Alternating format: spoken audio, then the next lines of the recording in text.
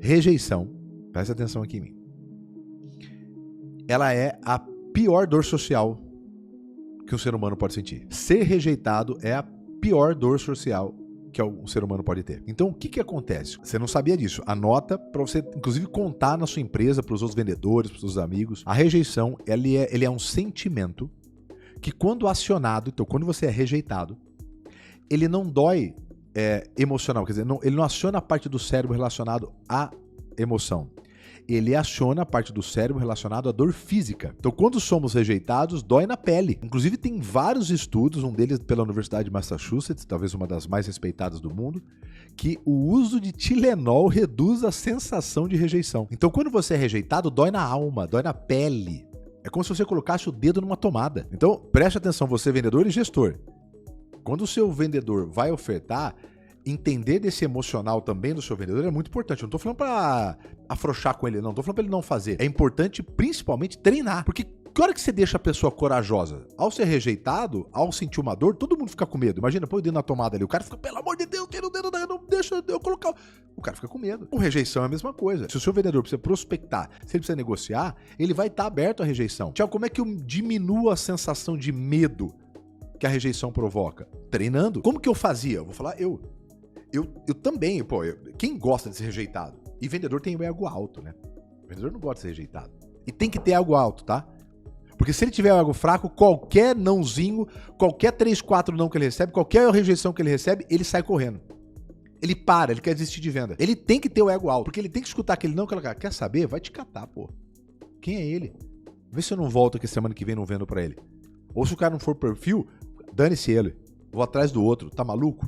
Meu produto é bom, eu sou bom pra caramba, sou esforçado. Como é que eu não vou dar certo? Se o cara tiver o ego baixo, pequeno, ele desiste. Então tem que ter. Mesmo eu com ego alto, como é que eu não gostava de ser rejeitado, pô. Eu usava aquilo meio com combustível, mas, pô, era cara pancada, era fogo. O que eu fazia? Eu tinha que, como eu fazia tudo, eu gerava lista, eu prospectava, eu visitava, eu ia ter que agendar pelo telefone, porque chegar lá, a taxa era muito baixa, as pessoas não queriam atender. Então eu preferia agendar, eu tinha uma taxa maior. Só que eu também não queria ser rejeitado. Eu pegava na frente do espelho, escuta o que eu fazia, eu pegava o telefone na frente do espelho e treinava como se tivesse. Oi, tudo bem? Eu precisava falar com a Patrícia. É o Thiago, que tal? Fazia tudo o processo. Patrícia, tudo bem? Usava aquele roteiro, olha, cara, é o Thiago, eu sou da empresa tal, a gente é especialista na sua área, eu sempre pra chamar atenção, então pegava um gatilho e chamar atenção, a gente é especialista na sua área e a gente ajuda nisso daqui. Eu queria marcar contigo, são 20 minutos no máximo, eu queria apresentar o que a gente vem fazendo e tal. E aí eu fingia que do outro lado tinha um cliente pragmático, aquele cara duro, aquele cara conhecido como cavalo. Não, sai fora, não quero saber, papapá. Eu fingia, porque era o pior tipo de cliente.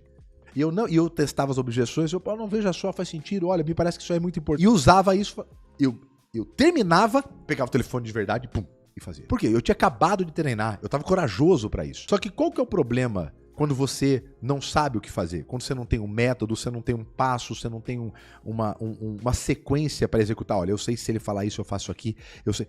Se você não tem isso, qual que é o desafio? Você começa a fazer isso aqui, ó. A única maneira de você não ser rejeitado é nunca pedir nada para ninguém. Nunca. E aí o seu cérebro começa a forçar você a não prospectar, a fazer um volume menor de atividade, porque você começa a ficar com medo. Ó. Cada vez que eu vou visitar um cliente, eu tomo não. Quando eu vou lá, vai que ele fala não. E aí o seu cérebro, que é responsável por manter você longe de perigo, ele vai forçar você a enfraquecer. Ele vai forçar você. Olha só quando você não tem um método, quando você não está seguro, olha o que o cérebro faz.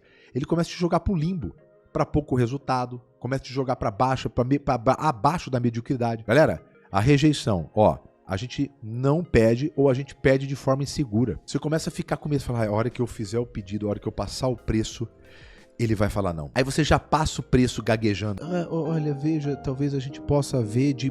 Você começa a gaguejar. A sua voz tá fraca. Sabe como que chama isso? Contágio emocional. O teu cliente, sem ele perceber de forma inconsciente, ele consegue saber se a outra pessoa do lado tá com medo, tá insegura.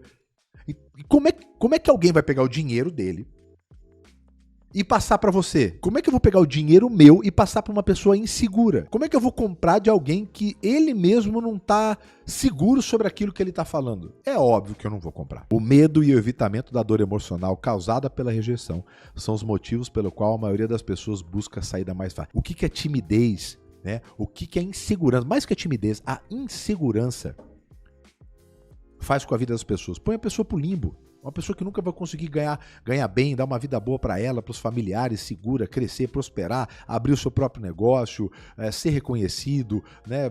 Criar uma boa aposentadoria, viajar, conhecer. Tudo isso pelo meio da rejeição. Mas tem cura, lembra? O caminho mais seguro em vendas é ofertar. Não existe o caminho mais fácil em vendas. Esse slide tem que estar. Esse slide tem que estar na frente de toda sala de vendas.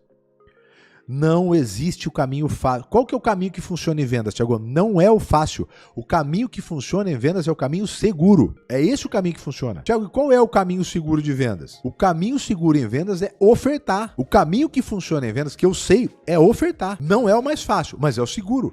Thiago, eu quero me assegurar.